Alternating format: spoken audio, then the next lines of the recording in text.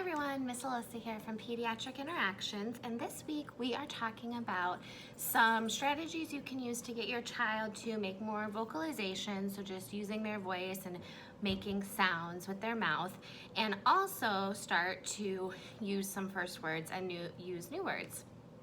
So one of my favorite things to do to start to get kids starting to use their voice and making some sounds is using things that can make their voice sound louder or different.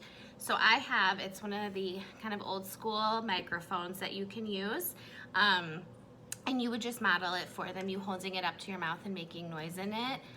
Ba ba ba, la la la, moo. And you can do animal noises, just any sort of sounds like ee, ah, ooh.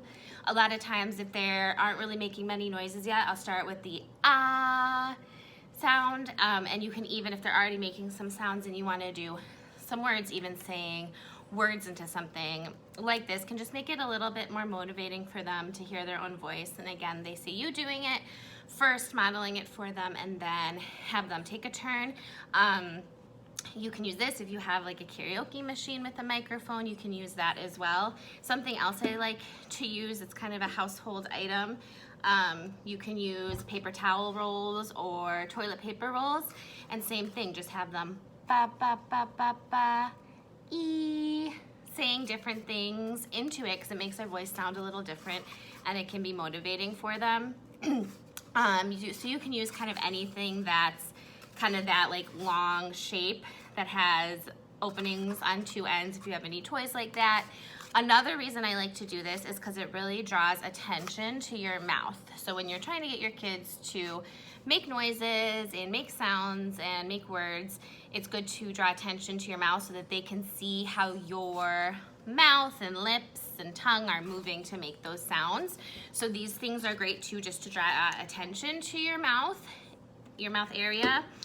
This one is a little small, but I also like to use the ring stacker toy and just holding whatever is the biggest one, the biggest color that you have, just up to your mouth. Again, so it's kind of circling your mouth and really drawing attention to it, and it can be fun to make noises into it. Even just cupping your hands and saying something loud kind of changes how it sounds and also draws attention to your mouth.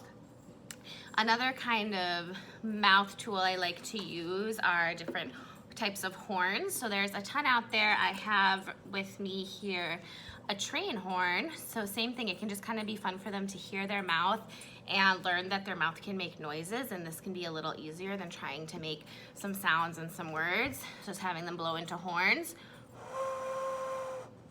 And there's some horns that will make a sound whether you blow into it or kind of suck air through it, almost like you would like a straw. That might be a little easier than something like this. Another one I really like to use is a kazoo, because the kazoo isn't going to make the noise you want, the noise it's supposed to make if you just blow into it. You actually have to turn on your voice, and your vocal cords have to move in order for the kazoo sound to come out of the kazoo. So that can be a good way to teach your child to use their voice as well. So those are just some ideas to increase vocalization, sounds, and first words with your child, and we will have more for you later this week. Thanks.